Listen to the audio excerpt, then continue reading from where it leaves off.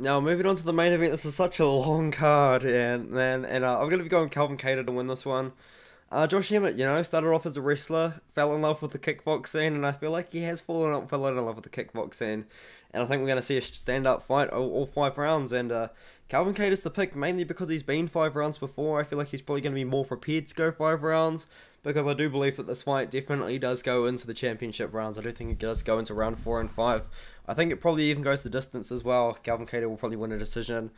And yeah, that's kind of my pick mainly. Like Josh Emmett, he just throws so much power into his strikes. He leaves himself very wide open. I feel like maybe a striker like Calvin Kattar, a good boxer, and Calvin Kattar should be able to expose that and just land good counter shots, good just good shots in general when he finds the openings. But Josh Emmett is a good fighter. Maybe he will lean into his wrestling a little bit to get the victory. If stand up doesn't work out in the first couple of rounds, but even then, if Calvin Kattar is also very well rounded in the wrestling too, he's got wrestling himself, so he could wrestle as well. But you know what? Like everyone kind of counted out, including myself. I will admit I counted out Calvin Kattar big time against Giga Chikadze. I wish I didn't pick Giga Chikadze in hindsight because he's kind of a dick. But like yeah, Calvin Kattar. Everyone goes on about how he's so tough, he's so strong for lasting 5 rounds with Holloway. And hey, people, I can see the dislikes coming in right now, but people go on about that, but Holloway, he does that to everyone, you know what I mean? Everyone goes to decision with Holloway because Holloway's just a decision fighter, he's a point fighter. He doesn't hit that hard, and it's just been shown so many times, in so many fights, I'm sorry, but Holloway does not hit as hard as what everyone thinks he does. Like, he went 5 rounds with Frankie Edgar in 2019, and Edgar is done. Edgar is done at that point. Yeah, he did finish Brian Ortega by doctor stoppage in the 4th round, but there's Brian Ortega, and Volkanovski beat up Brian Ortega so much worse than Holloway did. And like his last actual finish was in 2017. Even then, his last finish was in 2018. Like this guy, he doesn't hit that hard. He throws with so much volume, but he doesn't hit that hard. So I don't see the hype around. Oh my god, Calvin Kattar's got such a good chin. It's like no, Holloway just doesn't hit that hard, and that's just the truth of it.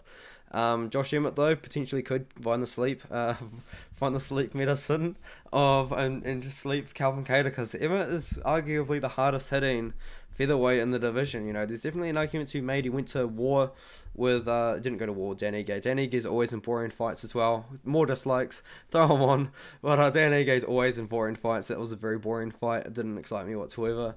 Probably because Dan Ige was in it. But you know what? Like he went to a very exciting fight with Shane Burgos, won that one, knocked out Mirsad Bektic, knocked out Michael Johnson, one of the GOATs, like I don't know. It's quite cool, but yeah, I think Calvin Kattar should win with the boxing on this one here.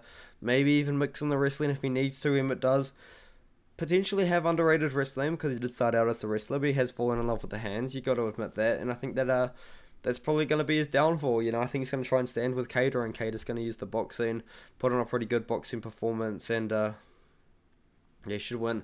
But is this a title eliminator though? Real question. Like, if Yair wins, does he deserve a title shot more? Because of his performance against Max Holloway, which you could argue he actually won. But yeah, it's such a tough one. I think that maybe Calvin Kattar, if he wins, somewhat maybe deserves the shot. But if Josh Emmett wins, I think he probably deserves the shot the most. If you think about it, Josh Emmett's 37. Josh Emmett's so old, like he's so much older than people know. People think that Josh Emmett's young. Josh Emmett is not young, guys. He's 37 years old. It's now or never for him, man, to get the title shot. So maybe if he wins, he'll call for a title shot, and Dana White will be like, yeah, this guy's so old, we need to give it to him now. So yeah, I'll be picking Emmett. No, not Emmett. I'm picking Kattar to win, but I think Emmett deserves the shot if he